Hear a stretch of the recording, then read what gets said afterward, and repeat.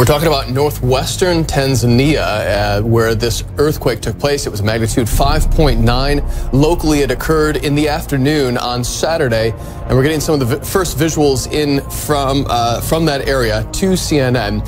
11 confirmed fatalities so far. We also have at least 200 injuries that have been reported. But remember, it's very difficult to get information, let alone footage, out of this very remote part of Africa, East Africa, I should say.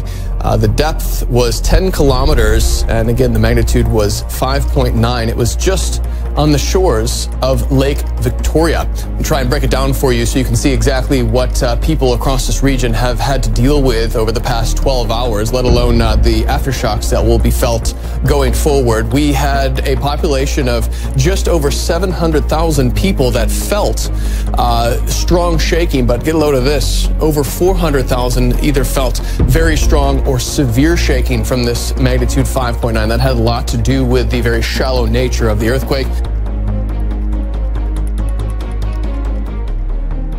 The large, deep earthquake with a magnitude of 6.0 jolted northern Peru's Amazon region early Saturday, but there were no immediate reports of damage or injuries. The U.S. Geological Survey said the quake that registered at 5:08 a.m. local time, 1008 GMT, was centered about 30 miles, 50 kilometers, north of the jungle city of Moyobamba. It was located very deep under the ground, about 70 miles, 114 kilometers. Peru's Civilian Defense Agency said it had found no reports of injuries or damage and was continuing to monitor the situation.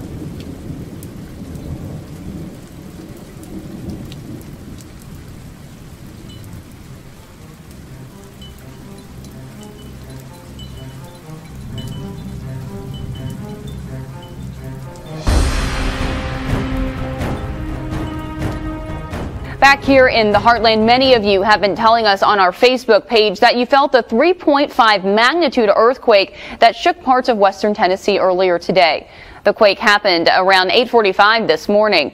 Preliminary reports show it was centered 6 miles northwest of Tiptonville and 26 miles west of Union City. Lots of people in Porterville say they felt it.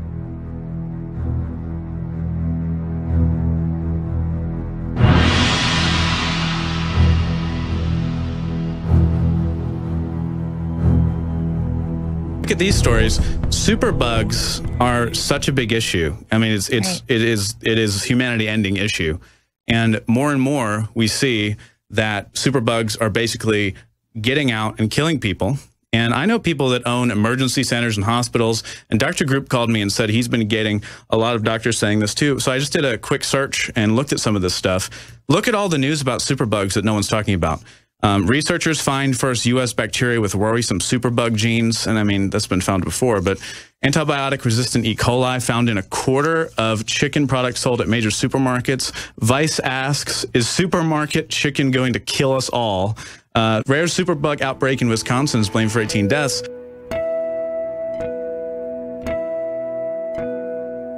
An outbreak of super gonorrhea in the UK is out of control and efforts to stop it have been unsuccessful, health officials have warned. It is feared the sexually transmitted disease may be becoming increasingly resistant to treatment, prompting concerns further rapid spread could occur. In April, it emerged an outbreak of so-called super gonorrhea had occurred in Leeds, with cases also noted in the West Midlands, London and southern England.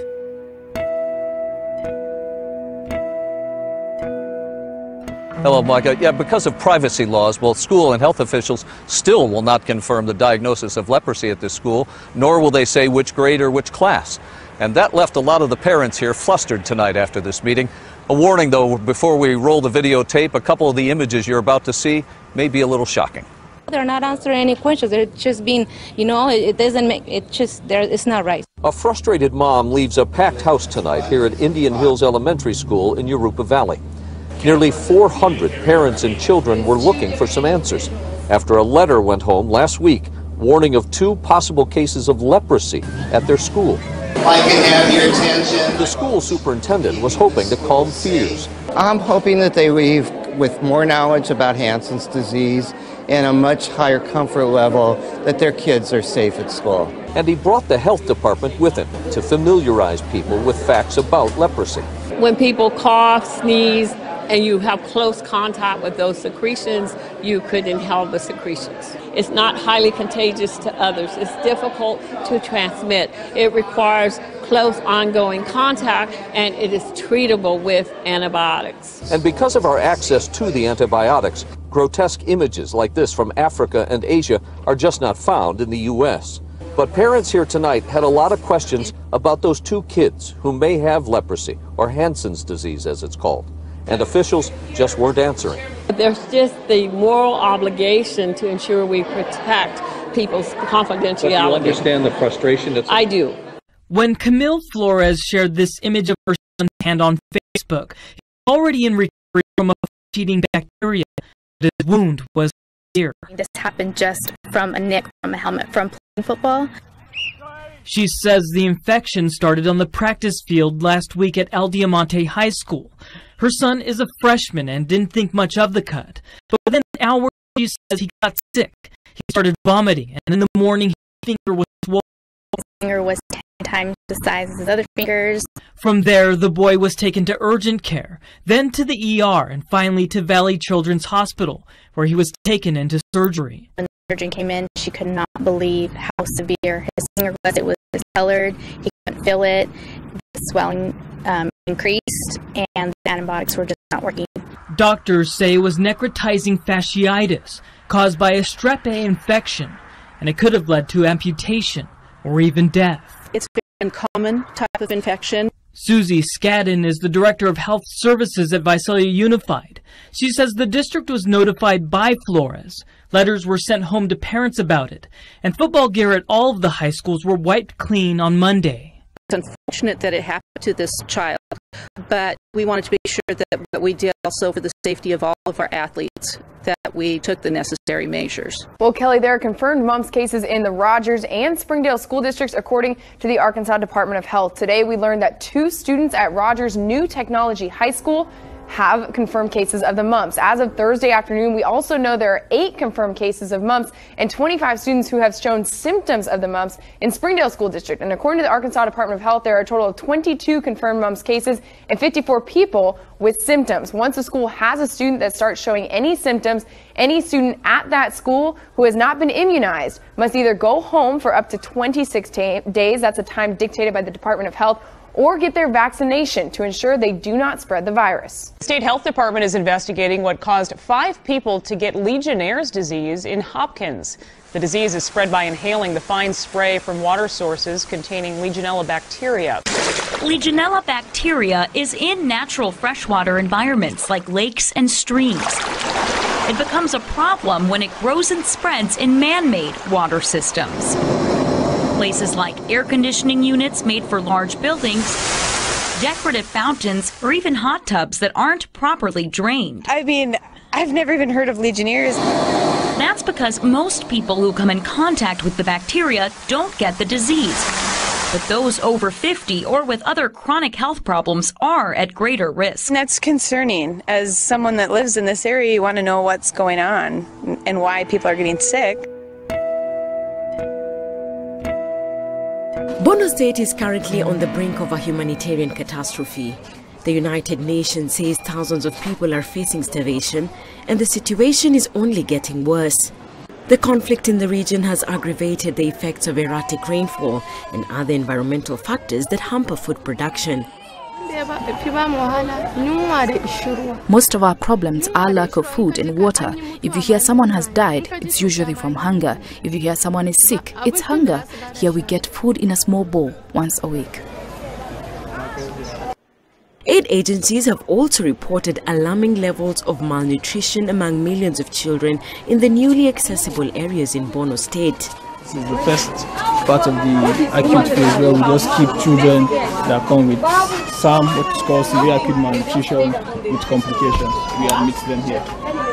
The UN warns that unless urgent action is taken, the situation will deteriorate even further. Boko Haram's insurgency in Nigeria has killed at least 20,000 people and left 2.5 million people homeless. In the largest garbage dump in Latin America, scavengers process about 100 tons of garbage every day. Maria Silva says she's worked here for 10 years and is unable to leave. It's not that we don't look for jobs, we do, but the doors are closed for us. Brazil's employment sector is in crisis. 12 million people are unemployed. 1.6 million Brazilians lost their jobs last year. In the scale of jobs, sifting through garbage is among the lowest, but even the scavengers that work here may lose their jobs. There's a project to shut it down. Well, the recent showers have done little to make up for the lack of rainfall in western New York all summer. And today, Governor Andrew Cuomo announced a disaster declaration for 24 counties, with more likely on the way. Everyone agrees this has been one brutal summer. This has definitely been one of the driest that I remember and that many of my growers remember, even the older generation. Governor Cuomo's drought disaster declaration means farmers in the affected counties might be eligible for emergency financial help in the form of low-interest loans. While that may be good news for some especially hard-hit growers, most western New York farmers probably will not take advantage of it. After all, a loan is still a loan, and most farmers we spoke with would rather get through this season than owe more money in the end. So here's some historical perspective in order to understand just how significant this drought is. The last major drought that affected the state this widely was in 1987, and that affected more east of here, really Syracuse to the Vermont state line. For western New York specifically, though, this is the worst drought since 1963, and that year the southern tier experienced a 15-inch rain deficit. Since we've had this pond, it has never gone absolutely dry like this. A situation Ramona Snell and her husband are starting to grow concerned about, especially when they look at one of their ponds currently bone dry. That's kind of an emotional challenge to see dry, because we don't know how much longer the drought is going to go. She says many of their crops are doing just fine. Like later plantings of things that need some water, it's been a little bit of a struggle to get those going. But hope, like many other farmers in Maine right now, to see more rain in the future. It's pretty much the same thing, and all the folks that we go to farmers market with will always say, if there's been a little shower, did you get rain last night? And pretty much people are in the same boat. If I have to choose between Almighty God and Social Security and the federal government, believe you me, Jesus Christ wins out. That's why this man says he's okay with getting fired after a 14-year career. Good evening. I'm Aaron Bennett. And I'm Jennifer Roscoe. A Tolono man has hired a lawyer after refusing to watch a workplace training video. David Hall works at the Social Security Administration office in Champaign. He says all employees were told to watch a video about LGBT inclusion, but he claims that violates his religious freedom. You can't be any more sort of Christian than you can be sort of pregnant. David Hall has no problem signing his name on a blank piece of paper. His issue is signing something to confirm he's watched a workplace diversity training video on the subject of LGBT customers. They wanted me to certify that I had completed the training. I'm not going to certify sin. I'm not going to certify an abomination.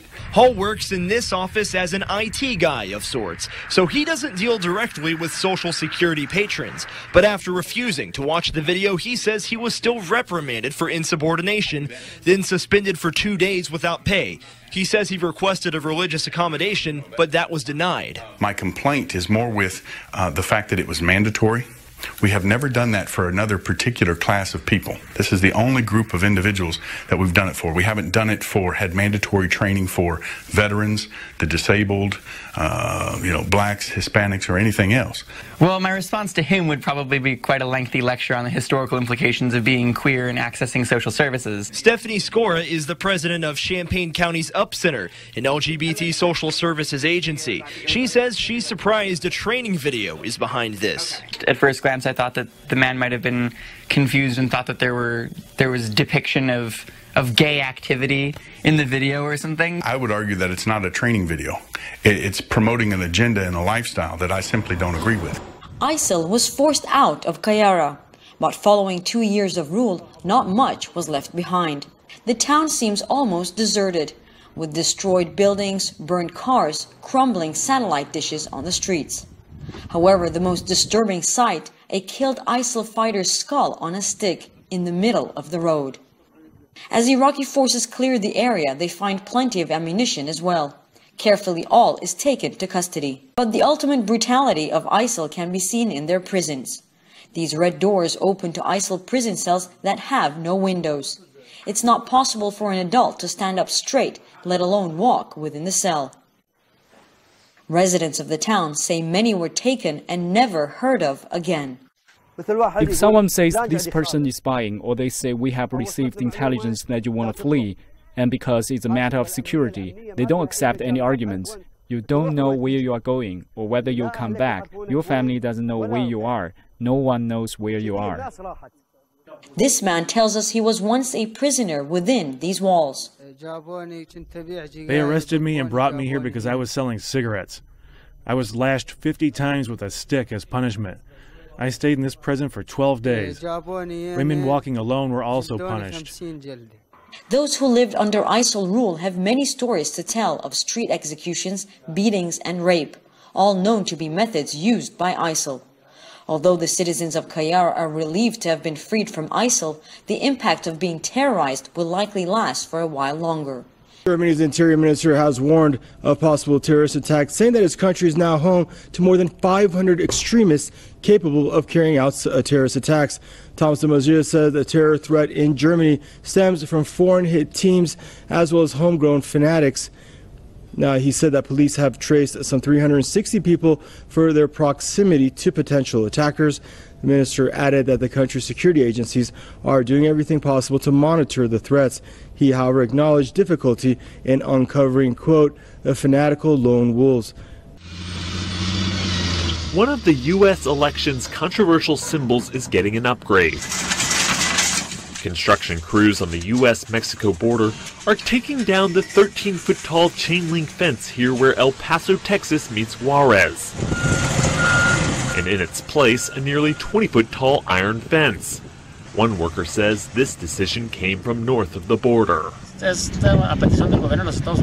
is a request from the United States, who want to secure the area. They are reinforcing the area, and it culminates in this part. The current wall covers nearly a third of the almost 2,000-mile border, though Republican presidential candidate Donald Trump wants the wall to cover it entirely. Moving on now, Iran starts a project to build 2 new units at the Bushehr nuclear power plant. Head of Iran's Atomic Energy Organization Ali Akbar Salehi and Russia's nuclear chief Sergei Kirienko attended a groundbreaking ceremony in the southern city of Bushehr. The new reactors, which are part of an expansion project, will be constructed with the help of Russia during a 10-year period. It's expected to cost $10 billion. Addressing the event, the nuclear chief said the multi-billion-dollar project shows Iran's nuclear industry is moving forward.